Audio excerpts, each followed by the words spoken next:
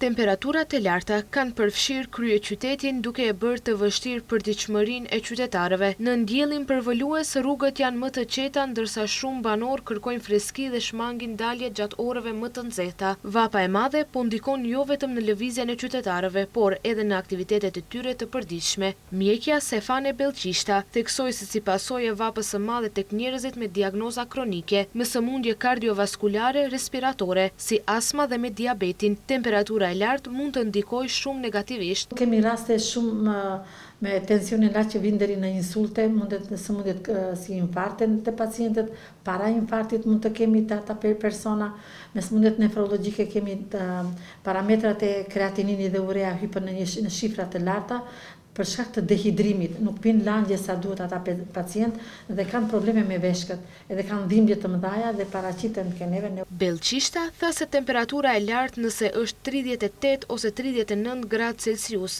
pacientët mund të jenë më të lodhur, kanë plogështi dhe tharje të gojës. Nëse janë ta temperaturët të larta, nuk është patjetër shushme të dalin jashtë në natyrë, ata duhet të rinë në vende të freskëta, në hije më tepër, edhe të kenë me vete ujin sa më tepër me konsumu ujë.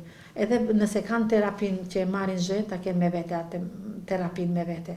Mjekja paralajmëron se temperaturat e larta mund të paraqesin në rrezik veçanërisht për fëmijët, të cilët për shkak të moshës dhe fazës së zhvillimit mund të dehidratohen më shpejt. Sa u përket të rriturve, mjekja thekson se mund të shfaqen simptoma si temperatura e brendshme dhe përgjumja, ndërsa rekomandon konsumimin e shtuar të ujit dhe lëngjeve për të parandaluar dehidratimin. Gjithashtu, ajo rekomandon qytetarët nëse dalin në vapën e madhe të vendosin kapele dhe të veshin rroba të pambukut me ngjyrë të hapur.